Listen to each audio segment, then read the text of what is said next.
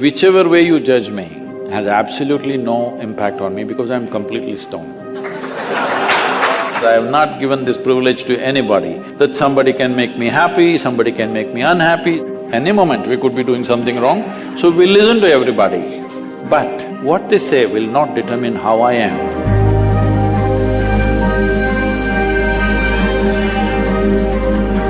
So Sadhguru, sometime back I happened to be in a situation where a friend of mine was drunk. So when she was in the drunk state, she was repeatedly saying that please don't judge me as I'm drinking, please don't judge me. It is… but she's lost her judgment, but she doesn't want you. So my question is, whether it is alcohol or not, in life, why are we so apprehensive about being judged by others? And how can we not let this come on our way of being happy?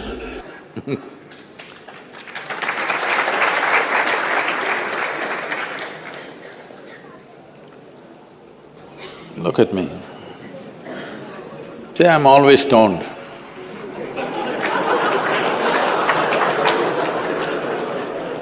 Never touched a substance, but always stoned. You can judge me whichever way you want, because one thing is, I'm stoned in such a way that I have not lost my judgment at all. And at the same time, whichever way you judge me has absolutely no impact on me because I'm completely stoned. Having said that, why this consumption of alcohol and drugs is growing the way it's growing in the world is, this is because the heavens have been collapsing. Yes, I was in Bangalore just 3-4 weeks ago. There were over 8,000 people doing a 2-day program with me. And just casually I asked, how many of you think you will go to heaven? Only 5 hands went up. Then I asked, are you all the hell people? No, it's just that both heaven and hell have collapsed in people's minds. This is the first time in the history of humanity that this many people in the world can think for themselves. Otherwise, your priest, your mullah, your pandit or a book was thinking for you.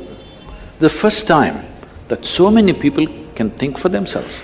Are they thinking right, thinking wrong? There are many issues about that. But they're thinking right, thinking wrong, but they're thinking. So all illogical things are naturally collapsing. Still, this generation has not fully walked away from it, still there is fear. They can't openly say, there's no goddamn hell or heaven. They're still fearful about it, but they're trying to make a little heaven for themselves here. So, hey, wait. So naturally, when they're not able to do it for themselves out of their own intelligence, they will fall back on chemicals.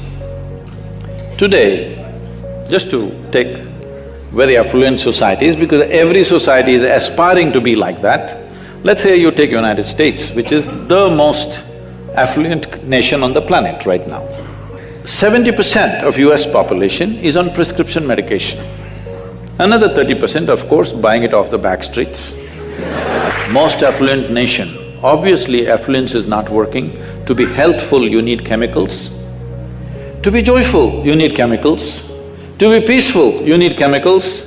To be ecstatic, of course, that is ecstasy. So, I'm not even looking at it morally. It's never a moral issue for me. If 90% of this population right now is on chemicals, believe me, the next generation that we produce will be a generation which is much less than us. If we produce a next generation less than ourselves, we have committed a crime against humanity, because the next generation must be at least one step ahead of us, otherwise we've lost it. We've lost the entire process of civilization. when we produce a next generation which is actually less than us. So, we are heading towards this rapidly unless we teach individual human beings how to simply sit here and be blissed out. Stoned enough or no? Just look at me. But am I conscious enough, alert enough, clear enough? If there was a way to intoxicate yourself without losing your judgment, without losing your awareness, without losing your intelligence, it's a great thing. Intoxication is a fantastic thing. Only problem is, it takes away your judgment, it takes away your intelligence, incapacitates you. That is the problem, isn't it? Is it true? Ask anybody, you're not in the medical sciences, but ask anybody, is it true that this body here is the greatest chemical factory in the universe right now? The universe that we know at least? Only problem is you're a lousy manager. If you know how to manage this, you would be like me, always blissed out. Anybody can say what they want, anybody can do what they want. This is like this only. Because I have not given this privilege to anybody, that somebody can make me happy, somebody can make me unhappy, somebody can make me miserable. Right now, you are a consequence of other people's opinions. Where do you plan to go like this? Anybody can ruin you. You went outside, somebody told you, Shreya, you are the most wonderful human being we have seen. Then you were floating on that cloud, what number? What number? 9. Oh, in South we do 11. You were floating on cloud whatever number and you came home, people at home told you who you really are. And the cloud will crash. No. It's very important that neither this way or that way, we listen to everybody because we could be doing something wrong. Hello? Any moment we could be doing something wrong, so we listen to everybody. But what they say will not determine how I am. Never, ever. This you must fix and you must tell your friend when she's not drunk.